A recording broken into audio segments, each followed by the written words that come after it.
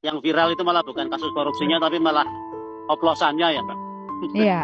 Ya, istilah istilah oplos ini memang berkonotasi negatif ya, karena biasa dipergunakan untuk oplosan minuman keras kan gitu ya. Ya. Padahal sebetulnya oplos itu kan bahasa Jawa, Mbak. Bahasa Mm-mm. Jawa yang bahasa Indonesia ya mencampur, atau bahasa Inggrisnya ya blending gitu ya. Oke. Jadi sebetulnya dalam membuat bahan bakar itu ya semuanya melewati proses mencampur.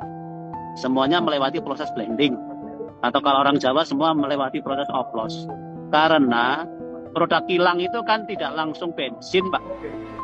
Oke, Pak. Produk kilang itu tidak langsung pertalite, pertamax turbo, enggak gitu. Produk kilang itu berupa nafta namanya.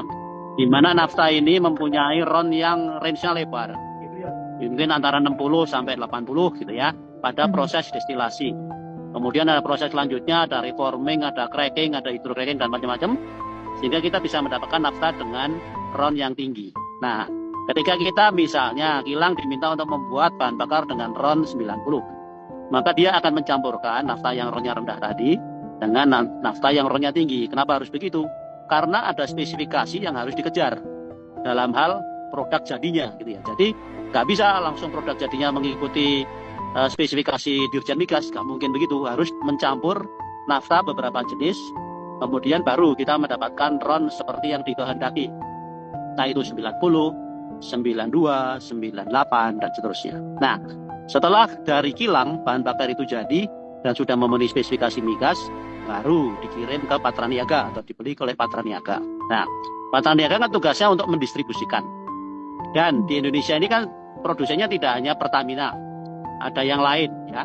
Di mana yang lain juga punya semacam marketing tools lah gitu ya. Misalkan bahan bakar kami bisa menjaga kebersihan mesin.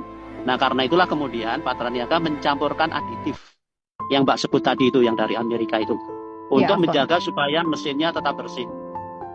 Lalu Patraniaga juga memberikan pewarna untuk menjadi identifikasi supaya konsumen itu yakin memang mendapatkan bahan bakar sesuai yang diinginkan. Jadi kalau membeli Pertalite yang mestinya warnanya hijau, membeli Pertamax warnanya biru, membeli Pertamax turbo warnanya merah, dan itu sengaja diwarnai.